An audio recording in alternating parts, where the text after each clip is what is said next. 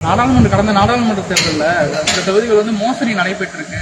அது ஆதாரத்தோட நிரூபிக்கும் அப்பயே எலெக்ஷன் கமிஷன் அவங்களுக்கு பாஜக ஆதரவா இருந்திருக்கு. அதான் இப்ப நான் சொன்னேன். நடந்து முடிந்த நாடாளுமன்ற பொதுத் தேர்தலிலேயே தேர்தல் ஆணையம் பாஜகவுக்கு ஆதரவாக செயல்பட்டு இருக்கிறது என்ற சந்தேகம் வலுத்திருக்கிறது. அவர்கள் சுதந்திரமாக இயங்கவில்லை. பாஜகவின் முழுமையான கட்டுப்பாட்டில் தேர்தல் ஆணையம் சிக்கியுள்ளது. எந்த தில்லுமுள்ளுவையும் இன்றைக்கு அவர்கள் செய்ய தயாராக இருக்கிறார்கள். பீகாரில் இதை ஒரு பரீட்சார்த்தமாக அவர்கள் வெளிப்படையாக செய்கிறார்கள். சிஏஏ சட்டத்தை நடைமுறைப்படுத்துகிற ஒரு நடவடிக்கையாகவும் இது இருக்கிறது. வாக்காளர்களாக இருப்பவர்கள் தாங்கள் இந்த நாட்டின் குடிமகன் என்பதை ஆதாரத்தோடு உறுதிப்படுத்திய பிறகுதான் வாக்காளர் பட்டியலில் இடம்பெற முடியும் என்கிற ஒரு நடவடிக்கையையும் இவர்கள் மேற்கொண்டிருக்கிறார்கள்.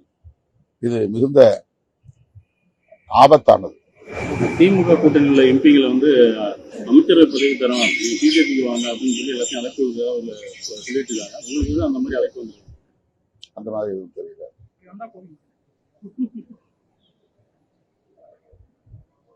வேற ஏதாவது கேள்வி? தமிழ்நாட்டில் சட்டம் ஒழுங்கு கட்டுப்பட்டு ஆனா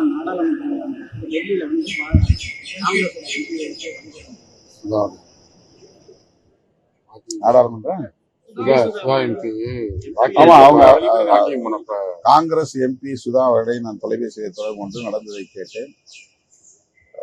அனைத்து நாடுகளின் தூதரகங்கள் இருக்கக்கூடிய பகுதியிலே இருசக்கர வண்டியில் கழுத்திலே கிடந்த சங்கிலியை பறித்துக் கொண்டு பதற்றமில்லாமல் ஒருவன் போய்க் கொண்டிருக்கிறான். அவனை பிடிக்க வேண்டும் என்று காவல் நிலையத்திலே போய் நாங்கள் புகார் சொன்னோம். அவர்களும் அதை ஒரு பொருட்டாகவே சீரியஸாகவே எடுத்துக் கொள்ளவில்லை என்கிற வேதனையை பகிர்ந்து கொண்டார்.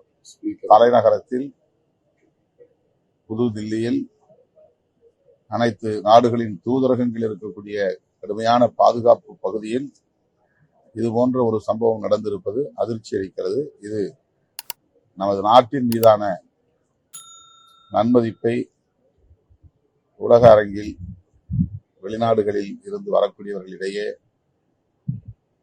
களங்கத்தை உருவாக்கக்கூடியதாக இருக்கிறது. அதுவும் அனைத்து நாடுகளின் தூதரகம் இயங்கக்கூடிய பகுதியிலே இப்படி நடைபெறுவது அதிர்ச்சி அளிக்கிறது. அரசு உரிய நடவடிக்கை எடுக்க வேண்டும் என்று நான் பாதுகாப்பை உறுதிப்படுத்த வேண்டும் என்று கேட்டுக்கொள்கிறேன். திமுக கூட்டணியில